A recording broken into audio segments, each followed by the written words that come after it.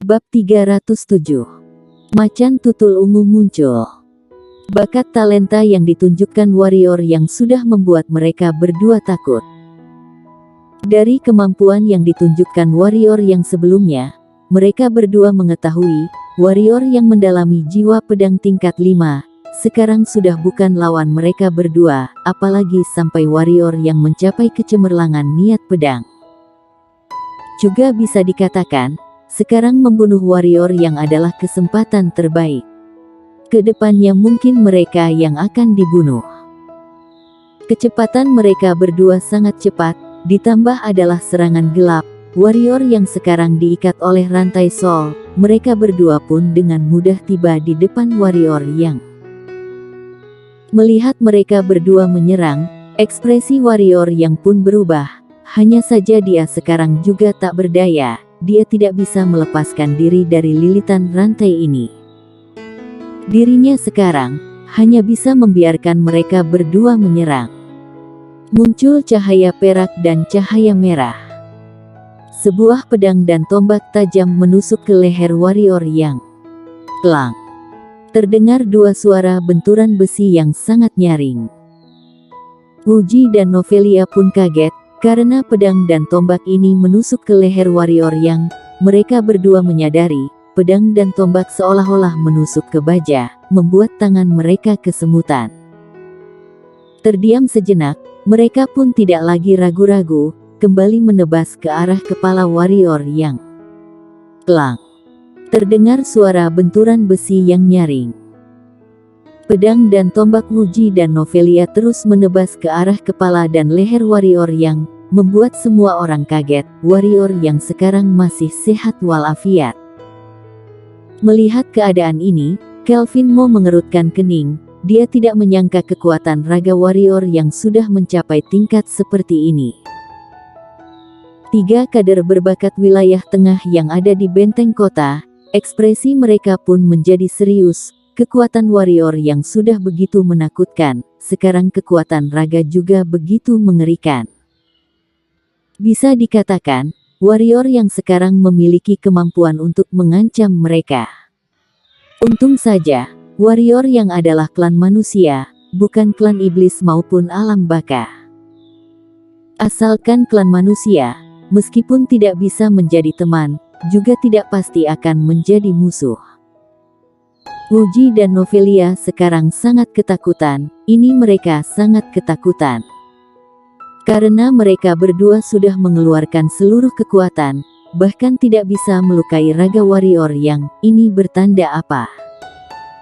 Bertanda perbedaan mereka berdua dengan warrior yang sangatlah jauh. Ingin membunuh warrior yang adalah pemikiran yang kurang dewasa. Sudah puas. Warrior yang melihat mereka berdua, lalu berkata, sekarang giliran aku. Selesai berkata, warrior yang menggerakkan batin, ratusan ribu pedang hitam yang tergeletak di tanah mendadak terbang ke langit, menembak ke arah Wuji dan Novelia. Wuji dan Novelia sangat ketakutan, mereka langsung mengeluarkan teknik jurus, berlari sekuat tenaga ke arah kota kuno. Tapi di saat ini, ratusan ribu pedang hitam ini malah berubah arah, tidak mengejar mereka berdua, malah menusuk ke arah Sol yang ada di samping. Wuji dan Novelia pun merasa lega, sekuat tenaga lari masuk ke kota kuno. Sedangkan Sol yang ada di samping pun kaget, dia tidak menyangka rantai Sol sudah mengikat warrior yang masih bisa mengendalikan pedang. Melihat ratusan ribu pedang yang menembak, Sol juga tidak berani meremehkannya, bimbang sejenak lalu menarik kembali rantai Sol yang mengikat warrior yang, rantai Sol pun berubah menjadi bayangan rantai, menerjang ke arah pedang hitam. Bam! Di langit kota kuno, mendadak muncul suara ledakan yang kuat, gelombang energi pun menyebar ke segala arah, sangat menakjubkan. Tidak lama kemudian, kondisi kembali tenang.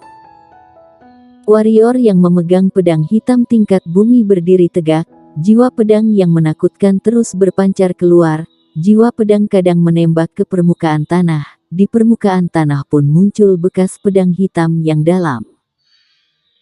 Saat ini, warrior yang mulai mengamuk. Dia sebenarnya tidak ingin membuat masalah, tapi orang ini yang tidak mau mengampuni, terus-menerus menyerang dia, menganggap dia pengecut.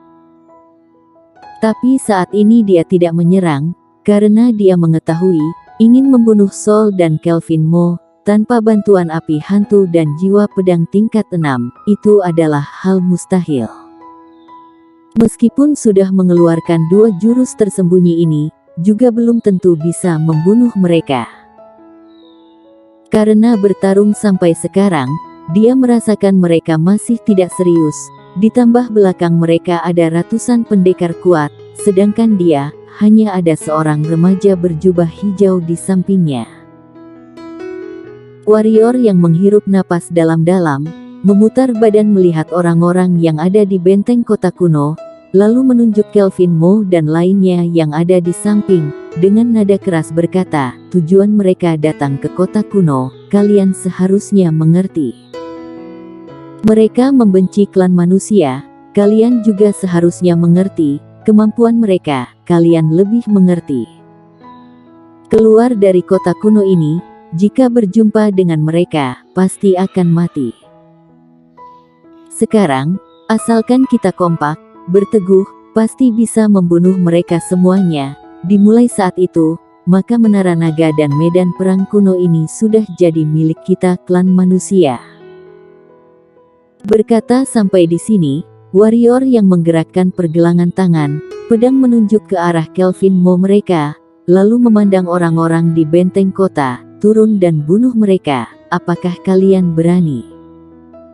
Di bawah dukungan energi hitam, suara warrior yang sangat keras dan memekikkan telinga.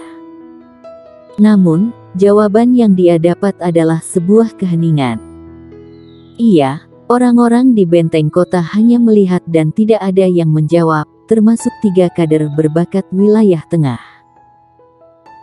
Awalnya mereka bertiga juga tergerak, tapi akhirnya hanya memilih diam, bukan karena mereka bertiga takut. Mereka bertiga juga ingin membunuh klan asing ini, tetapi pendekar hitam yang ada di sekitarnya membuat mereka hanya bisa mengikuti arus.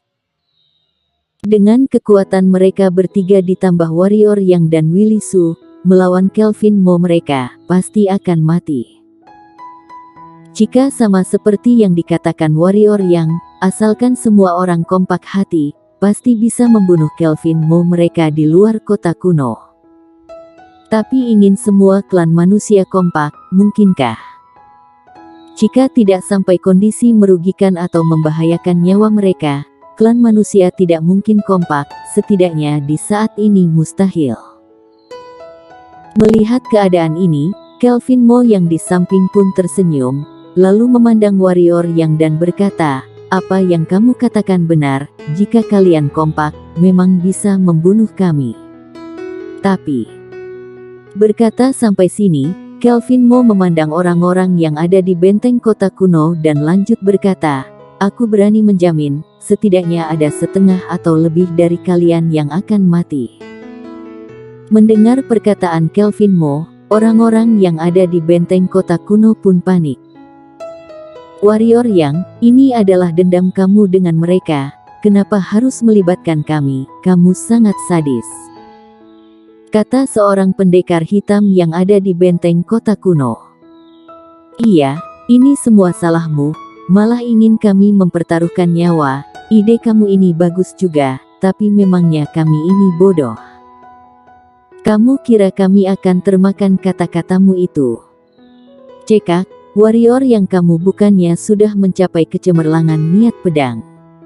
Di mana monster hitam misterius kamu itu? Kalian bukannya sangat hebat.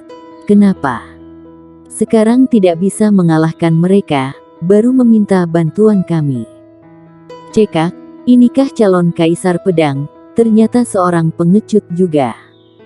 Di benteng kota, semua orang mulai bersuara menghina warrior yang. Sebenarnya mereka juga tidak bodoh, tentu saja mengetahui apa yang dikatakan warrior yang benar. Tapi jika keluar dari kota ini maka akan mati. Jika tidak keluar, Kelvin mau mereka seberapa kuat, juga tidak bisa membunuh mereka. Yang paling penting, di saat ini, Kelvin Mo masih belum melukai atau merugikan mereka. Cekak. Sol yang di samping pun mencibir dan berkata, umat manusia, cekak. Warrior yang di luar kota melihat orang-orang yang ada di benteng kota, lalu tersenyum menggeleng kepala.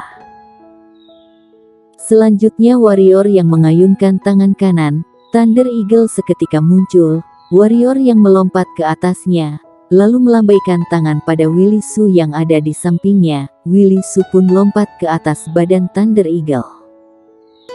Warrior yang pelan-pelan menghentak kaki di badan Thunder Eagle. Thunder Eagle pun paham, berubah menjadi bayangan hitam terbang ke langit dengan kecepatan cepat. Melihat kondisi ini, Kelvin Mo dan Sol pun terdiam. Mereka tak menyangka warrior yang bisa membangkitkan monster hitam ahli terbang. Mereka bisa terbang di langit, tapi tidak bisa terbang lama seperti alam spiritual. Mereka berdua memandang ke Fragen yang ada di samping. Saat ini hanya Fragen dari klan naga hijau yang bisa menghadang warrior yang. Melihat Kelvin Mo dan Sou memandang ke arah dirinya, Fragen mengangguk kepala, melihat ke arah Thunder Eagle, mencibir dan berkata, seekor monster hitam sampah, beraninya berlagak di depanku. Setelah berkata, Fragen pun membangkitkan seekor naga. Naga ini memiliki kecepatan yang cepat, sekejap mata mengelilingi Thunder Eagle. Dikelilingi naga, badan Thunder Eagle pun gemetar dan menjerit tragis, akan jatuh dari langit. Di saat ini, sebuah cahaya ungu muncul, macan tutul ungu muncul di depan warrior yang. Melihat Thunder Eagle yang merinding, macan tutul ungu pun mengayunkan telapak tangan kecilnya. Cahaya ungu raksasa menyelimuti badan Thunder Eagle. Diselimuti perisai cahaya ungu, Thunder Eagle pun membaik, meskipun badan masih ada sedikit gemetar, tapi bisa terbang dengan stabil. Warrior yang dan Willy Su yang ada di badan Thunder Eagle pun merasa tenang. Melihat kondisi ini, Fragen yang ada di bawah pun kaget, lalu bergerak menjadi wujud asli, sebuah bayangan hijau, menyerbu ke arah Thunder Eagle. Di saat ini, sebuah cahaya ungu mendadak menghantam ke kepala naga, membuat badan Fragen jatuh dari langit. Ini masih belum selesai, selanjutnya muncul belasan cahaya ungu di saat Fragen jatuh, lalu menghantam ke badan Fragen. Bam, bam, bam. Fragen masih belum sempat reaksi sudah dihajar babak belur oleh cahaya ungu dan menghantam ke permukaan tanah. Badan bergerak, Fragen kembali ke wujud manusia, melihat Thunder Eagle yang sudah terbang jauh, wajah Fragen pun lebih serius dari sebelumnya. Bersambung.